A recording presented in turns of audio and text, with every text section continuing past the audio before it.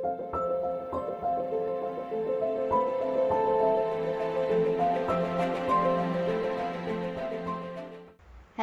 And नमस्ते, मैं Priyanka Singh and welcome to law Gurukul. Indian constitution law one of the major subjects for all your competitive exams. और अगर UGC net की बात करूं तो एग्जाम में इनके प्रोविजंस और केस लॉज से रिलेटेड क्रोनोलॉजिकल क्वेश्चन ज़्यादा तौर पर पूछे जा रहे हैं।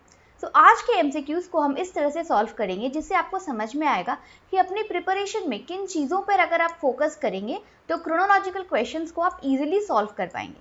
And not only for UGC net, ये एमसीक्यूज आपको दूसरे एग्जाम्स के लिए भी प्रिपेयर करती है। So let's start. Question number 1, sexual harassment of women at workplace was recognized as a violation of human rights to human dignity in. This is a landmark case relating to the sexual harassment. तो ये कौन से case में ये statement दी गई है? Sarla Mudgal, Vishakha versus state of Rajasthan, Nargesh Mirza या फिर Maneka Gandhi versus union of India? Vishakha versus state of Rajasthan 1997। ये जो लैंडमार्क जजमेंट्स हैं उनके ईयर आपको फॉर श्योर याद रखने होंगे, क्योंकि जनरली अब ये क्वेश्चन अगर यहाँ पर हटा भी दिया जाए तो क्लियरली आपको ये 4 ऑप्शंस दिए जाएंगे, 4 केस लॉज दिए जाएंगे और इनको आपको क्रोनोलॉजिकल ऑर्डर्स में अरेंज करना होगा। So without knowing the year आप ये चीज़ नहीं कर सकते हैं। तो जो लैंडमार्क जजमेंट्स हैं उनके ईयर आप कोशिश करें ज़्यादा से ज़्यादा याद रखने के लिए। Sarla Mudgal versus state of Tamil Nadu 1995, the case is related to the uniform civil code. Vishakha versus state of Rajasthan 1997, जैसे कि ये हमारा केस सेक्सुअल हैरासमेंट से रिलेट करता है। Nargesh Mirza versus Air India, this case 1981, this case is related to the discrimination at work place. ठीक है, case law और वो किस टॉपिक से रिलेट करता है स्टेटमेंट के वाइज, उसको भी याद रखना है। Maneka Gandhi versus union of India 1978, passport case जिसे हम कहते हैं right to go abroad. Okay, so Sarla Mudgal, Vishakha, Nargesh Mirza, Maneka Gandhi, अगर इनको क्रोनोलॉजिकल ऑर्डर्स में अरेंज करने के लिए दिया जाए तो आप इसको इजीली कर पाएंगे। सबसे पहले आएगा हमारा मनेका गांधी वाला केस, ये सबसे पुराना केस है, राइट टू गो अब्रॉड। उसके बाद है नरगेश मिर्जा, डिस्क्रिमिनेशन। फिर है सरला मुदगल, यूसीसी वाला केस। Then Vishakha 1997। Next, the harmony between the fundamental rights and directive principles was laid down by the Supreme Court in. Fundamental rights और डायरेक्टिव प्रिंसिपल्स के रिलेशंस को लेकर के बहुत सारे केस लॉज है और बहुत सारे स्टेटमेंट दिए गए हैं। तो ये एक ऐसा टॉपिक है जिनको आपको कीवर्ड्स के थ्रू केस लॉज के साथ ऐड करके याद करना होगा कि कौन सा स्टेटमेंट जो है relating to the fundamental right and directive principle कौन से केस में दिया गया है, कौन सा स्टेटमेंट, और ईयर के साथ अगेन, बिकॉज फंडामेंटल राइट्स और डायरेक्टिव प्रिंसिपल से रिलेटेड जितने भी केसेस है वो सभी लैंडमार्क केसेस है, उनको क्रोनोलॉजिकल ऑर्डर्स में ईयर वाइज अरेंज करने के लिए पूछा जा सकता है। सो here the harmony between the fundamental rights and directive principles was laid down. तो ये हमारा यहाँ पर हो गया कीवर्ड कि हार्मनी वाली बात कौन से केस में कही गई है कि फंडामेंटल राइट्स और डायरेक्टिव प्रिंसिपल्स के बीच में हार्मनी क्रिएट होनी चाहिए। A K Gopalan case, Golaknath case, Minerva Mills case या फिर Champakam Dorairajan. So here the correct answer is Minerva Mills case. थोड़ा सा इनके क्रोनोलॉजी को हम समझ लेते हैं कि फंडामेंटल राइट्स और डायरेक्टिव प्रिंसिपल्स का जो रिलेशन है उसको हम किस तरह से, जैसे कि मैंने इसके पहले भी बताया कि क्रोनोलॉजिकल जो केसेस है, जो क्वेश्चंस है, उनको आप थोड़ा सा स्टोरी वाइज याद रखेंगे कि पहले क्या उसके बाद क्या, स्टेप बाय स्टेप अगर आप याद रखेंगे तो इसको क्रोनोलॉजिकल ऑर्डर्स में अरेंज करने में आसानी होगी कि पहले क्या हुआ था इस केस में, उसके बाद क्या हुआ, उसके बाद क्या हुआ। तो सीक्वेंस अगर आपको याद रहेगा तो आप इजीली उसको क्रोनोलॉजिकल ऑर्डर्स में अरेंज कर पाएंगे। तो सबसे पहले हमारा आता है ए के गोपालना वाला केस। अब हम ऐसे भी याद रख सकते हैं कि ए हमारे अल्फाबेट का पहला लेटर है। सो जो first case that is relating to the relationship between the fundamental rights and directive principle is the A K Gopalan case. तो A K Gopalan versus state of Madras, very first case. तो ये सबसे पहले हमारा हुआ था 1950 पे। Okay, so this case is a landmark decision जिसमें सुप्रीम कोर्ट ने ये कहा कि article 21 did not require Indian courts to apply a due process of standard. Article 21 क्या कहता है? Right to personal life and liberty. तो इस वर्ड को, इस आर्टिकल 21 को इंटरप्रेट करने के लिए कोर्ट को ड्यू प्रोसेस ऑफ लॉ की जरूरत नहीं है। कोर्ट केस के सिचुएशन सर्कमस्टेंसेस के अकॉर्डिंग इसको इंटरप्रेट कर सकती है और फंडामेंटल राइट्स को प्रोटेक्ट करने के लिए जो भी नेसेसरी स्टेप्स है वो उठा सकती है। तो A.K. Gopalan versus state of Madras का लैंडमार्क हो गया हमारा ये ड्यू प्रोसेस ऑफ स्टैंडर्ड वाला। तो ऐसे आपको कीवर्ड्स के थ्रू आप याद रख सकते हैं कि ड्यू प्रोसेस ऑफ स्टैंडर्ड किसमें इंडियन कोर्ट्स को मेंटेन करने की रिक्वायरमेंट नहीं है, A.K. Gopalan versus state of Madras 1950। उसके बाद आया 1951 पे हमारा case state of Madras versus Shrimati Champakam.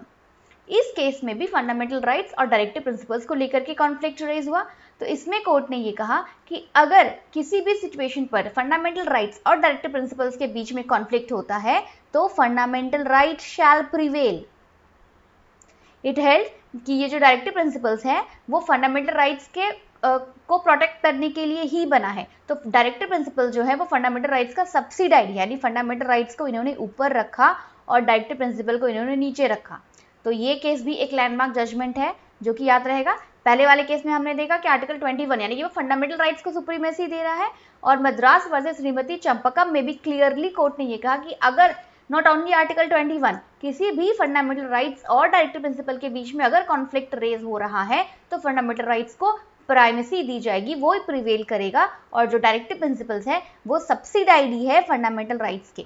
तब यहाँ पर अगेन कीवर्ड्स की बात करें तो ये सब्सिडाइडी वाली चीज आ गई कि कौन से केस में डायरेक्टिव प्रिंसिपल्स को फंडामेंटल राइट्स का सब्सिडाइडी बताया गया है, तो स्टेट ऑफ मद्रास वाले केस में बताया गया है। या फिर कौन से केस में क्लियरली ये कहा गया कि अगर दोनों के बीच में डिस्प्यूट होता है तो फंडामेंटल राइट्स का सुप्रीमेसी दी जाएगी, तो state of Madras versus Shrimati Champakam 1951। Just उसके बाद वाला केस है 1950 वाला के बाद में। उसके बाद है केरला एजुकेशन बिल 1957। इसमें भी there was a dispute between the fundamental rights and the directive principle. तो इसमें हम डायरेक्टली कीवर्ड्स पर जाएंगे। इसमें बात हुई हमारी हार्मोनियस कंस्ट्रक्शन की। इसमें कोर्ट ने ये कहा कि दोनों के बीच में एक हार्मोनियस कंस्ट्रक्शन होना चाहिए, क्योंकि ये दोनों जो है दोनों का स्कोप और एम्बिट जो है वो क्लियरली सेम है, और फंडामेंटल राइट्स को प्रोटेक्ट करने के लिए हम डायरेक्टिव प्रिंसिपल्स को टोटली इग्नोर नहीं कर सकते हैं। इसलिए इसमें कहा गया कि दोनों के बीच में एक हार्मोनियस कंस्ट्रक्शन का रिलेशन होना चाहिए।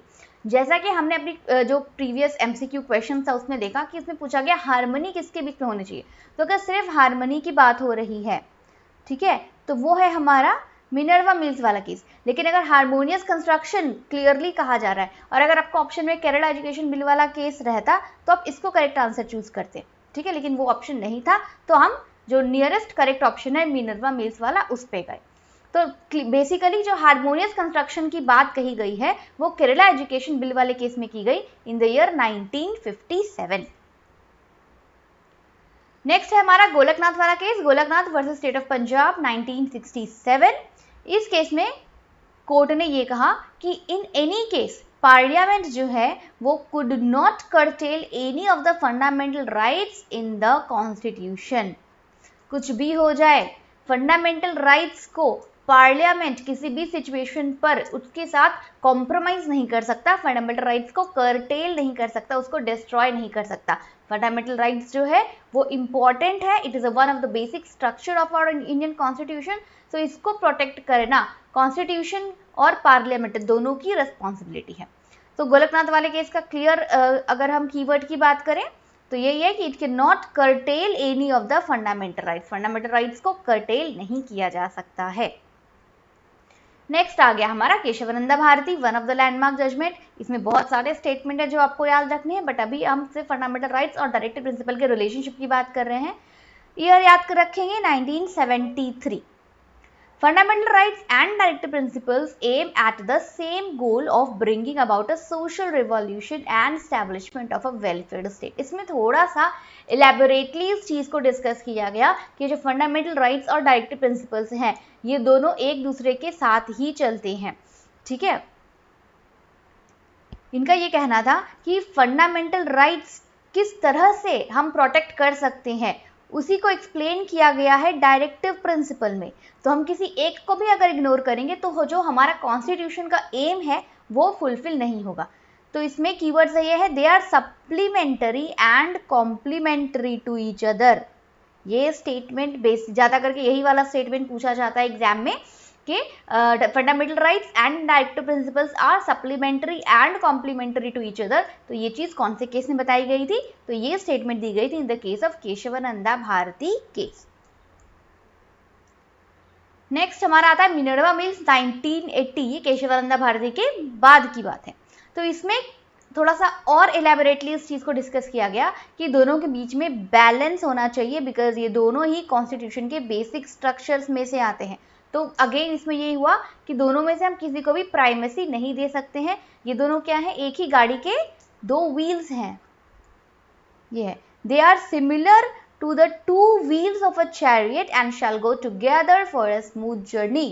जैसे कि आपने बिगिनिंग वाले केसेस में क्या देखा कि फंडामेंटल राइट्स को प्राइमेसी दी गई, उनको सुप्रीमेसी दी गई, लेकिन केशवानंदा भारती के बाद के केसेस में क्या किया जा रहा है? दोनों में बैलेंस की बात की गई है, हार्मोनियस कंस्ट्रक्शन की बात की जा रही है। ठीक है, तो मिनर्वा मिल्स वाले केस में भी यही कहा गया कि ये जो दोनों हैं fundamental rights and directive principles, ये दोनों एक ही चैरियट के दो व्हील्स है, तो दोनों को साथ में लेकर के चलना है और ये दोनों ही बेसिक स्ट्रक्चर है, इसलिए दोनों के बीच में बैलेंस बनाना चाहिए। Next 2007 IR Coelho versus state of Tamil Nadu. इसमें कोर्ट ने ये कहा कि जो डायरेक्टिव प्रिंसिपल्स हैं ये स्टेट पर पॉजिटिव और नेगेटिव ऑब्लिगेशंस डालते हैं। ये डायरेक्टिव प्रिंसिपल्स क्या है? ये गवर्नमेंट और स्टेट की ड्यूटी बताता है। ठीक है, सो इसमें भी बैलेंस क्रिएट करने की बात की गई। और अगर हम कीवर्ड्स की बात करें तो this balance should not take precedence over the fundamental rights of individual. Fundamental rights और डायरेक्टिव प्रिंसिपल्स को बैलेंस बना के रखना चाहिए और फंडामेंटल राइट्स को प्रेसिडेंस यानी कि प्राइमेसी जो पहले के केसेस में बताई जा रही थी, तो फंडामेंटल राइट्स को प्राइमेसी नहीं देना है और दोनों को बैलेंस बना करके चलना है। तो 2007 वाले केस में अगेन बैलेंस पर फोकस किया गया। IR Coelho versus state of Tamil Nadu 2007।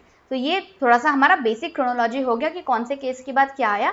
तो अगर फंडामेंटल राइट्स और डायरेक्टिव प्रिंसिपल से रिलेटेड इन केस लॉस को क्रोनोलॉजिकल ऑर्डर्स में अरेंज करना आएगा तो आई होप इसके बाद आप इसको इजीली कर पाएंगे। Next, freedom of press is indirectly embodied under which article of the Indian constitution. Freedom of press Indian constitution के कौन से आर्टिकल में बताया गया है? 21, 25, 20 या फिर 91?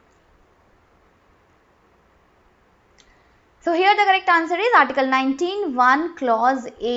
अभी clause A पर भी फोकस करना है क्योंकि अगर हमने अभी रिसेंट वाले एग्जाम में देखा कि 19(1) में जो भी राइट्स दिए गए हैं उनको क्रोनोलॉजिकल ऑर्डर्स में अरेंज करना है, तो इसलिए कौन से क्लॉज में ये राइट पढ़ रहे हैं ये भी आपको याद रखना होगा। तो एक नजर डाल लेते हैं आर्टिकल 19(1) के क्लॉजेस पर। आर्टिकल 19(1) कौन कौन से हमें राइट्स देता है? सबसे पहला है right to freedom of speech and expression. तो जो फ्रीडम ऑफ प्रेस है वो क्या है? वो एक्सप्रेशन और आइडियाज को ही तो एक्सप्रेस कर रहा है, इसलिए ये जो हमारा फ्रीडम ऑफ प्रेस है वो आर्टिकल 19(1) के क्लॉज ए में आता है, freedom of speech and expression की कैटेगरी में आता है। B, to assemble peacefully and without arms. इसको देखो क्रोनोलॉजिकल ऑर्डर्स में आप कैसे याद रख सकते हैं। सबसे पहला कि आपने स्पीच दिया, अब स्पीच के लिए क्या हो रहा है? जब स्पीच दे रहे हो तो चार लोग बैठ करके सुन रहे, that is a freedom to assemble peacefully without arms. कोई स्पीच दे रहा है, भाषण दे रहा है, तो लोग बैठ के सुन रहे हैं, तो असेंबल पीसफुली वाला राइट है बी में। अब जब लोग पीसफुली असेंबल हो रहे हैं तो फिर क्या हो रहा है? धीरे धीरे ये ग्रुप और एसोसिएशन बन जाता है, तो थर्ड राइट है हमारा टू फॉर्म एसोसिएशंस, यूनियंस और कोऑपरेटिव सोसाइटीज।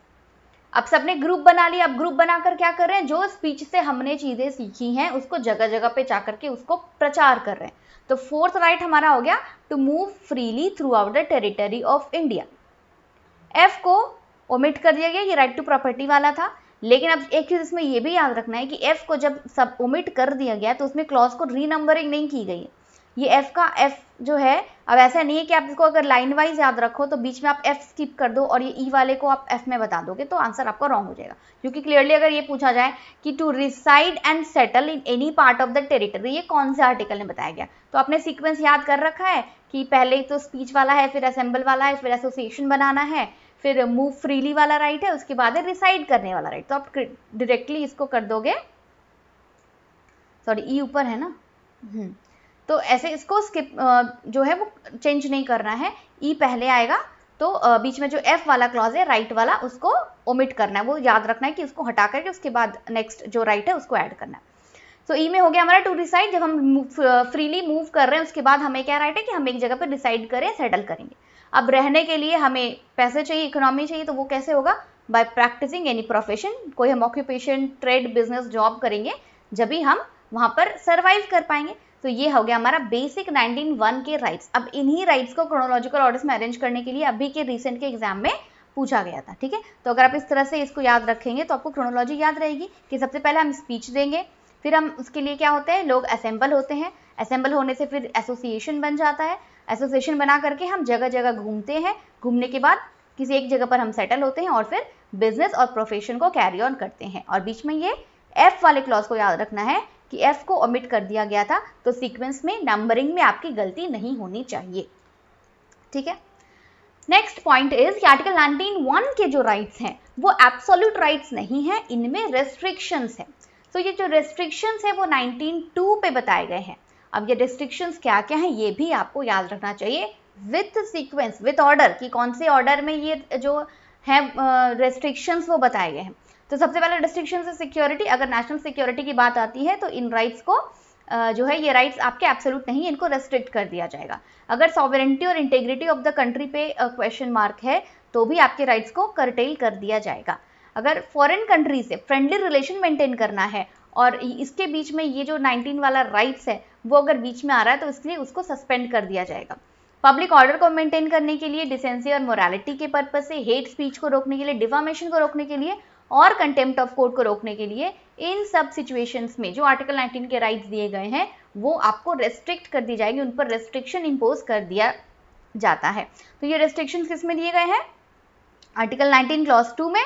अगेन इसको सीक्वेंस वाइज ही याद रखना है, security, sovereignty, friendly relation, public order, decency, hate speech and contempt of court.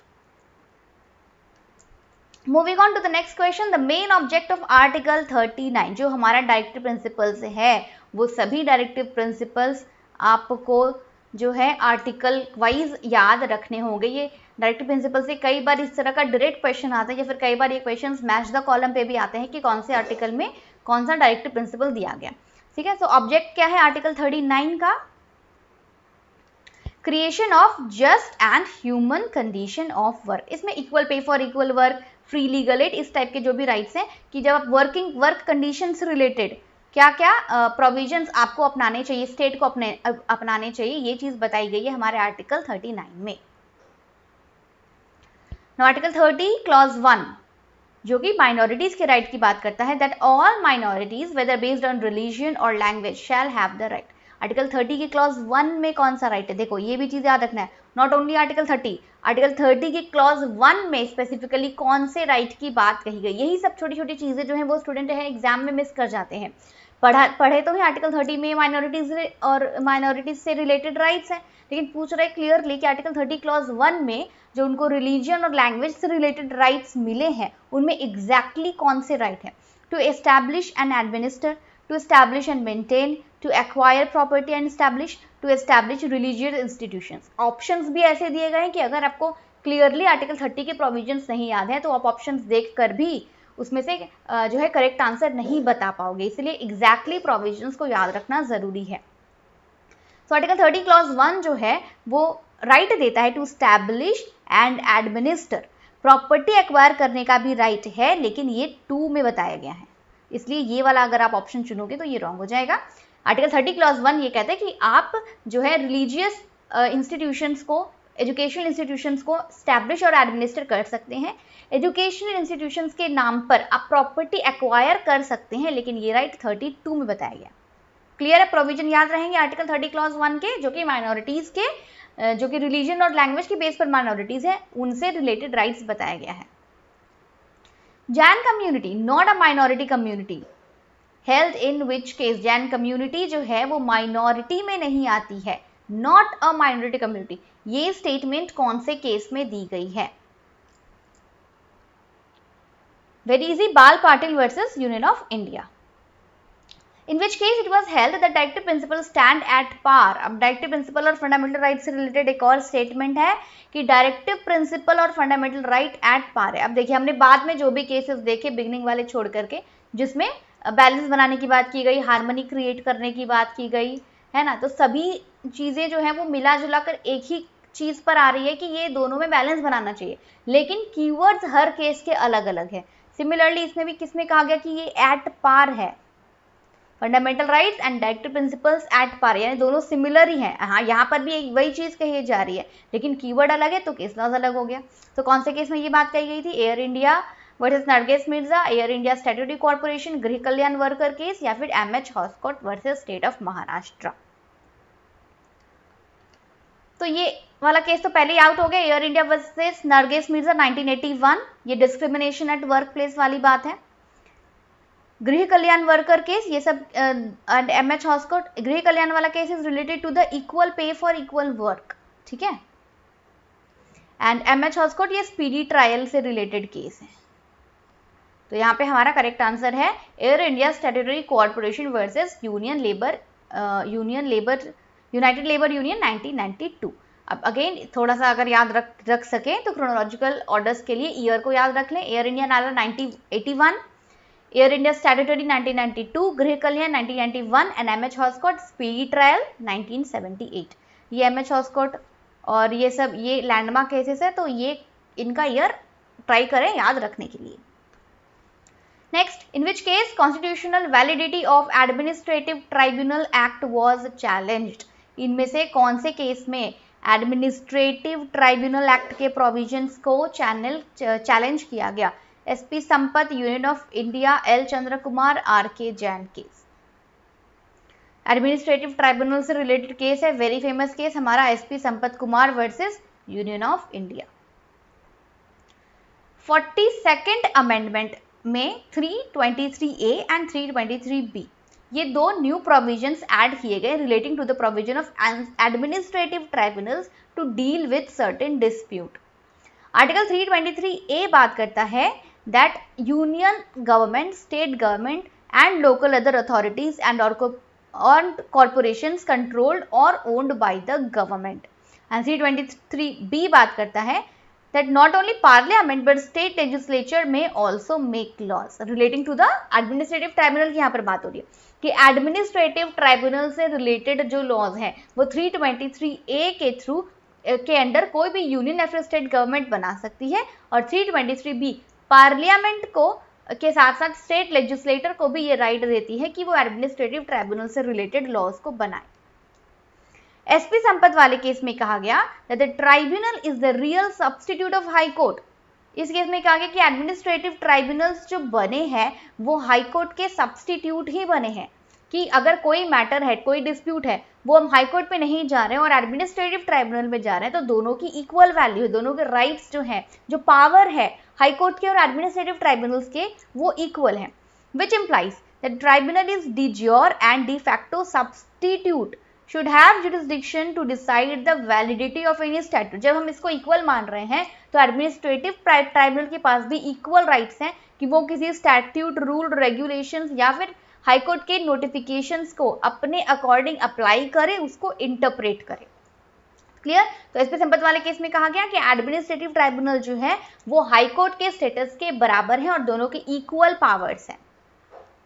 Next, in the case of Deepchand Pandey, the High Court doesn't have the power to deal with the cases of service and has no longer jurisdiction over it when there is an administrative tribunal and the jurisdiction is with central।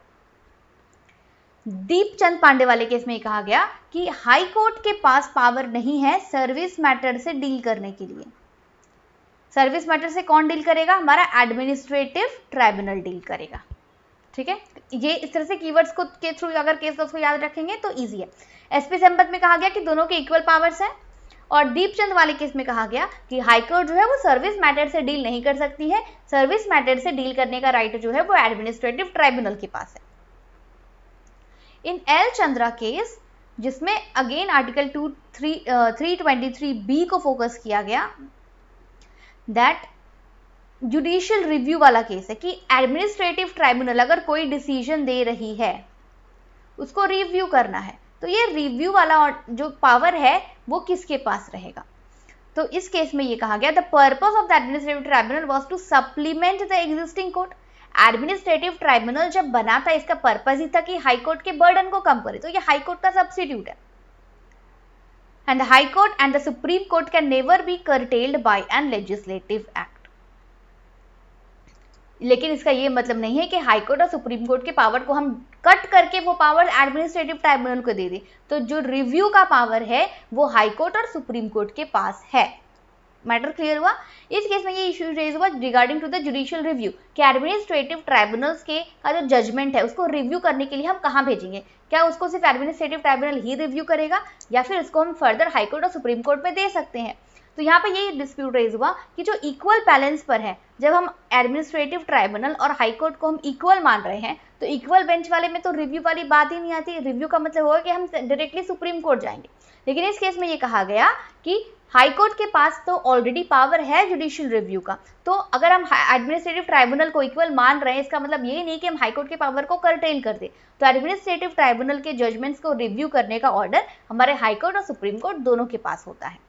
So the constitutional power suspended the legislative power as High Court and Supreme Court were given the power under Article 226 and 32। ये powers जो है वो हमारे constitution में writ के through high courts और supreme courts को मिले हुए हैं। So all the decision of the administrative tribunal can be scrutinized by the high court but can only be done by a divisional bench. अब इसमें एक चीज क्या ऐड की गई कि हाँ एडमिनिस्ट्रेटिव ट्राइब्यूनल के जो भी ऑर्डर्स जजमेंट्स उनको रिव्यू किया जाएगा, लेकिन ये डिवीजन बेंच में होगा, सिंगल जज बेंच में नहीं, क्योंकि सिंगल बेंच तो हमारा एडमिनिस्ट्रेटिव ट्राइब्यूनल भी है और हम दोनों को इक्वल मान रहे हैं। तो सिंगल बेंच के ऑर्डर को सिंगल बेंच ही रिव्यू नहीं करेगा, सिंगल बेंच के ऑर्डर को एडमिनिस्ट्रेटिव ट्राइब्यूनल के ऑर्डर को जजमेंट को हाईकोर्ट में रिव्यू किया जा सकता है, लेकिन वो डिविजनल बेंच में होगा। क्रोनोलॉजी समझ में आ गई, केस लॉज के की पॉइंट समझ में आ गए, तो इससे आपको इसमें से आप कोई भी चीज अगर पूछी जाए, ये सभी इंपॉर्टेंट केस लॉज है और इनसे एग्जाम में क्वेश्चन बनते हैं। तो अगर आपको स्टोरी पता है, फैक्ट पता है, तो इससे रिलेटेड अगर कोई भी क्वेश्चन आएगा तो आप उसको कर पाओगे। इसमें कई बार क्लियरली ये भी पूछा जा सके सिंपली कि L Chandra versus union of India, ये केस कौन से आर्टिकल से रिलेट करता है? तो आपको पता है कि ये एडमिनिस्ट्रेटिव ट्राइब्यूनल से रिलेट करता है। तो एडमिनिस्ट्रेटिव ट्राइब्यूनल हमारा कौन से आर्टिकल में है? 323A and 323B। अगेन ये दोनों ही आर्टिकल्स कौन से अमेंडमेंट में ऐड किए गए थे? तो 42nd अमेंडमेंट में ऐड किए गए। तो ये सब कुछ बेसिक चीजें हैं जो आपको याद रखनी है। Functions of election commission. Election commission का फंक्शन क्या है? इलेक्शंस को कंट्रोल करना, maintaining law and order, suspension of election, superintendence, direction and control. अगर आपने इलेक्शन कमीशन के प्रोविजन को directly as it is article में नहीं पढ़ा है तो इसको नहीं आंसर कर पाओगे, क्योंकि ऑप्शंस देख करके तो क्लियरली लग रहा है कि हाँ इलेक्शन कमीशन तो इलेक्शन को कंट्रोल भी करती है, लॉ एंड ऑर्डर को मेंटेन भी कर सकती है, तो इसमें तो सभी ऑप्शन सही लग रहे हैं। तो गेस वर्क पे नहीं जाना है, कुछ चीजों को आपको एज इट इज आर्टिकल के साथ याद रखना है। Superintendence, direction and control. Article 324 से लेकर के 329 बहुत ही कम आर्टिकल है इलेक्शन कमीशन के, इनको आप अच्छे से क्लॉज वाइज रीड आउट कर लेंगे, that is enough. Election commission के क्वेश्चंस को आप इजीली आंसर कर पाएंगे। तो आर्टिकल 324 का जो हेडिंग है वो क्लियरली ये कहता है superintendence, direction and control of elections. तो ये क्वेश्चन हमको अभी पूछा गया था कि इलेक्शन कमीशन का फंक्शन क्या है। वैसे तो इंटरनली सभी फंक्शन वो परफॉर्म कर रही है, लेकिन 324 में स्पेसिफिकली कौन कौन से पावर फंक्शन मेंशन किए गए हैं? सुपरिटेंडेंस करने का, डायरेक्शन करने का और इलेक्शंस को कंट्रोल करने का। Courts can not interfere in election matters under which article? कौन से आर्टिकल में ये बात कही गई है कि कोर्ट्स जो है वो इलेक्शन मैटर्स में इंटरफेयर नहीं करेगी? 324, 325, 32A या फिर 326। तो हियर आर्टिकल 326 में ये चीज कही गई है कि इलेक्शन मैटर्स में जो कोर्ट्स है वो इंटरफेयर नहीं करेगा। पब्लिक इंटरेस्ट लिटिगेशन में भी connected with public interest litigation, ये कौन से टॉपिक से रिलेट करता है? Judicial review, judicial intervening, judicial activism या फिर judicial sanctity. Judicial activism, judicial activism यानी कि देखिए दो बेसिक चीजें, judicial review and judicial activism. Judicial review में क्या हो रहा है कि हम किसी भी ऑर्डर और जजमेंट को वापस से रीलुक कर रहे हैं, वापस से चेक कर रहे हैं, दैट इज जुडिशियल रिव्यू। लेकिन पब्लिक इंटरेस्ट लिटिगेशन क्या है? पब्लिक इंटरेस्ट लिटिगेशन में पब्लिक के इंटरेस्ट के बिहाफ में, यानी बहुत से लोगों के इंटरेस्ट के बिहाफ में जब हम कोर्ट में कोई केस एंटरटेन कर रहे हैं, that is public interest litigation. और ये सुओ मोटो कोई पब्लिक सोसाइटी कर सकती है या फिर कोर्ट खुद भी कर सकता है। तो ये क्या हो गया? एक्ट कर रहे हैं हम, तो दिस इज जुडिशियल एक्टिविज्म। जब जजेस को भी ये सुओ मोटो लग रहा है कि ये सिचुएशन जो है इसको सॉल्व करना जरूरी है, तो वो खुद से उस मैटर को कोर्ट में ला करके सॉल्व करे, दैट इज जुडिशियल एक्टिविज्म। यहाँ पे जुडिशरी जो है वो एक्टिव हो जा रही है खुद से, तो this is called judicial activism. तो जो पब्लिक इंटरेस्ट लिटिगेशन है that is connected to judicial activism. अब जुडिशियल एक्टिविज्म को सबसे ज्यादा यूज कौन से आर्टिकल को इंटरप्रेट करने में किया गया? सबसे ज्यादा जो जुडिशरी है उसने अपने कॉन्शाइंस को यूज किया है, अपने एक्ट को यूज किया है, ना कि लेजिस्लेचर के थ्रू उसको इंटरप्रेट किया है ना। जुडिशियल एक्टिविज्म कौन से केस में जुडिशियल एक्टिविज्म को ज्यादा इन्वोक किया गया कि जो लेजिस्लेचर में लिखा गया है उसको छोड़ करके अपने इंटेलेक्ट से सिचुएशन के अकॉर्डिंग उसको हम जजमेंट दे रहे हैं, उसको इंटरप्रेट कर रहे हैं। आर्टिकल 14, 19, 21 और 25, जैसा कि पता है आपको कि सबसे ब्रॉड इंटरप्रिटेशन वाला जो आर्टिकल है वो है हमारा आर्टिकल 21। तो जब आर्टिकल, क्योंकि इसमें क्लियरली सिर्फ ये स्टेटमेंट दी गई कि right to life and personal liberty, and life and personal liberty में क्या क्या चीजें इंक्लूड होती है, बहुत वास्ट एक्सप्लेनेशन है, बहुत वास्ट इंटरप्रिटेशन है। और ये इंटरप्रिटेशन जुडिशियरी करती है जब उनके पास इससे रिलेटेड सिचुएशन से रिलेटेड कोई केस आता है, जैसे ban on public smoking, pollution वाला मैटर है, right to life, right to die, right to speak not to speak, तो ये सभी राइट जो है वो एक्सक्लूसिवली इसमें मेंशन है आर्टिकल 21 में। तो आर्टिकल 21 को जुडिशरी ने अपने एक्ट्स के थ्रू इंटरप्रेट किया है, अपने इंटेलेक्ट के थ्रू इंटरप्रेट किया है, उसका क्लियर एक्सप्लेनेशन लेजिस्लेचर में नहीं लिखा गया। इसलिए जुडिशियल एक्टिविज्म सबसे ज्यादा हमें कौन से आर्टिकल के इंटरप्रिटेशन के दौरान दिखती है? आर्टिकल 21 के दौरान। सबसे पहला केस था जुडिशियल एक्टिविज्म का मैडिसन वर्सेस मार्बरी। ये कौन से कंट्री का केस है? This is the case of USA. याद रखेंगे जुडिशियल एक्टिविज्म और जुडिशियल रिव्यू दोनों ही यूएसए का ही कॉन्सेप्ट है जो हमारे इंडियन कॉन्स्टिट्यूशन में ऐड हुआ है। Right to life under article 21 also include right to livelihood. तो ये चीज कौन से केस में कही गई? अगेन इसको भी देखिए, जैसे समझ में आ रहा है ना जुडिशियल एक्टिविज्म वाली बात कि इसमें क्या क्या इंक्लूड होता है, ये चीजें जुडिशरी ने ऐड करी है। तो राइट टू लाइफ में राइट टू लाइवलीहुड भी इंक्लूड होता है। तो ये चीज कौन से केस में बताई गई? मनेका गांधी, गोलकनाथ, ओल्गा टेलिस, केशवानंदा भारती। अभी तो हमने ये सभी केस लॉस पढ़े, तो ये क्वेश्चन तो आप 100% इजीली बता पाओगे। इट्स ओल्गा टेलिस केस, इसको हम राइट टू नेसेसिटी केस भी कहते हैं, ठीक है।